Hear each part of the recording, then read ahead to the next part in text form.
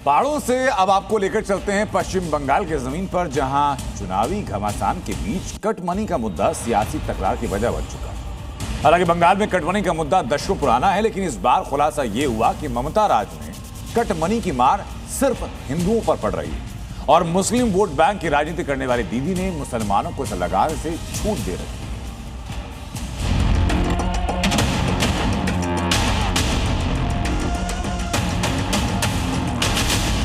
बंगाल में सियासी तकरार, कटमनी पर बढ़ी रात।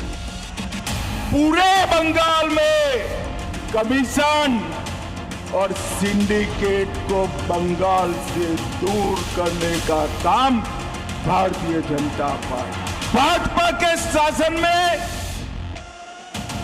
कोई राजनीतिक हिंसा नहीं होगी। ममता सरकार पर इल्जाम, कटमनी से ही बनेगा काम। कटमनी और करप्शन,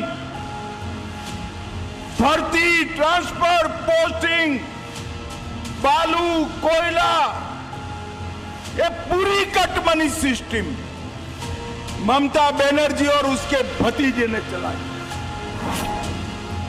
दीदी राज में कटमनी खेला, तृणमूल का चुनावी झमेला। देखिए, टीएमसी की जो पूरी एब्रिविएशन है, तुष्टीकरण, तोलाबाजी, माफियागिरी, महिलाओं का उत्पीड़न, corruption, cut money. Cut money cut money cut money. विधानसभा चुनाव हो या लोकसभा चुनाव, पंचायत चुनाव हो या निकाय चुनाव, बंगाल की सियासत में कटमनी वाला तीर विपक्ष के हाथ में होता ही है और निशाने पर होती है सरकार। और इस बार भी बंगाल में कटमनी का आरोप ममता बनर्जी को चैन से बैठने नहीं दे रहा। लेकिन इस बार बीजेपी से सीधी लड़ाई में बड़ा खुलासा हुआ है। खुलासा कटमनी में मुस्लिम तुष्टीकरण का, खुलासा हिंदुओं से गैर कानूनी वसूली का, खुलासा मुसलमानों को कटमनी में छूट का।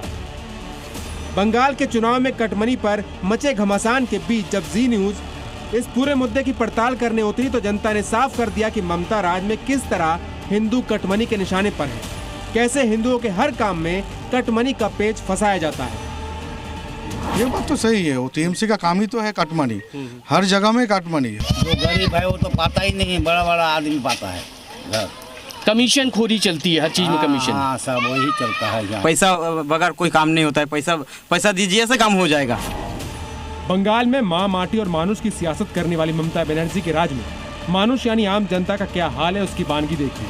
बंगाल में कटमनी को लेकर जी न्यूज की पड़ताल में एक ऐसा परिवार सामने आया जिसने कटमनी की वजह से अपनों को ही खो दिया। परिवार ने कटमनी को लेकर किस तरह के गंभीर आरोप लगाए, आप भी सुनिए।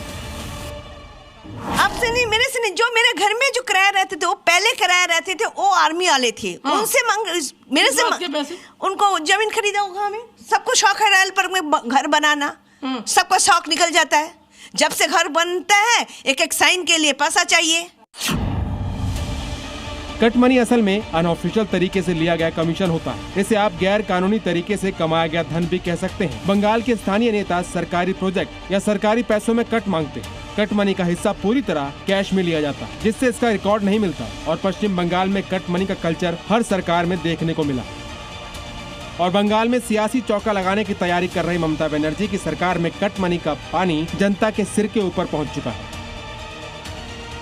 वो जो मांगा है हम लोगों ने सब दे चुके हैं, फिर तो उसके बावजूद भी किसी का नहीं मिला। ले लेता है, पंचायत का मेंबर रहता है वो लोग लेता है, काउंसलर रहता है म्यूनसिपलिटी का वो लेता है, बहुत बड़े बड़े बैठा है वो सब कर। आपको जानकर हैरानी होगी कि ममता राज में कटमनी को स्लो पॉइजन सिर्फ हिंदुओं के लिए इस्तेमाल हो रहा है। ममता बनर्जी ने अपने मुस्लिम वोट बैंक को इससे छूट दे रखी है और जी न्यूज की पड़ताल में ये आरोप साबित होते भी नजर आ रहे हैं।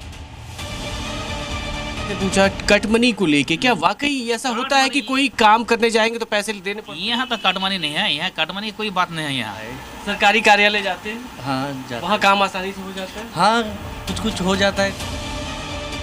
वैसे तो भ्रष्टाचार की समस्या पूरे देश की है, लेकिन बंगाल का जिक्र होते ही कटमनी का गैर कानूनी खेल सबसे ऊपर नजर आता है। बंगाल में कटमनी की जड़ें इस कदर गहरी हैं कि पार्टियों के छोटे छोटे नेता भी शामिल होते हैं। लेकिन इस बार जिस तरह कटमनी के क्राइम में भी मुस्लिम तुष्टीकरण का मामला उछला है, उसने ममता बनर्जी की मुसीबत बढ़ा दी। पश्चिम बंगाल से ब्रजेश तिवारी और प्रमोद शर्मा के साथ ब्यूरो रिपोर्ट जी मीडिया।